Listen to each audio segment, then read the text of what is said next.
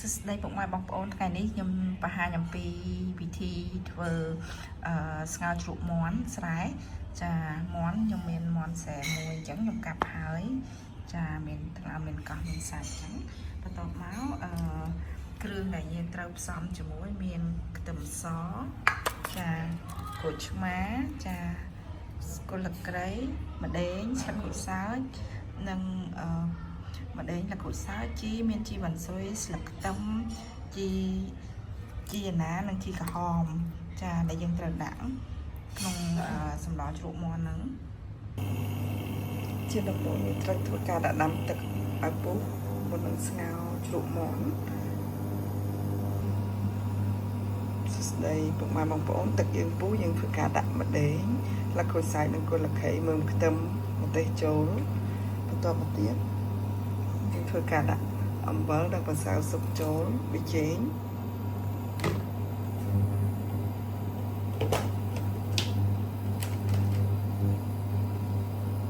បន្ទាប់មកយើងធ្វើការដាក់មាន់យើង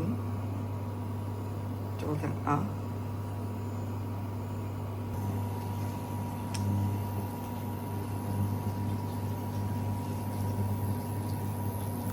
ពេលដែលយើងដាក់មាន់ចូលហើយយើងធ្វើការទុកឲ្យពុះមុននឹងយើងទុកពុះយើងថែមបន្ថែមទឹកត្រីបន្តិចមកចាបន្តិចមកហើយយើងធ្វើការក្រងទុកឲ្យពុះហើយជា5នាទី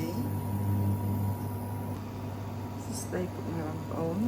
ស្ងោរជ្រូកមាន់យើងបានឆ្អិនហើយ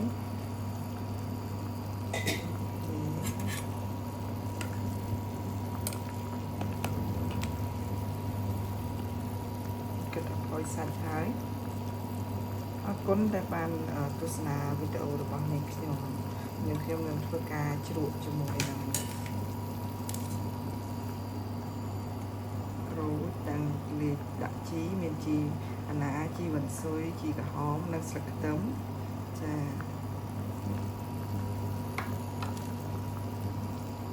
ស្ដីពុកម៉ែបងប្អូនឥឡូវយើងដួសដាក់ចានហើយយើងធ្វើការជ្រក់ដាក់ជីក្រូចហើយនឹងក្រូចឆ្មាច្បាច់ក្រូចឆ្មាជីគ្រប់មុខចាដោយសារថ្ងៃនេះថ្ងៃសិលខ្ញុំបានធ្វើការដួសដាក់ស្រាក់ដើម្បីយកទៅប្រគេនព្រះសង្ឃនៅវត្តអរគុណដែលបានទស្សនាវីដេអូរបស់នាងខ្ញុំ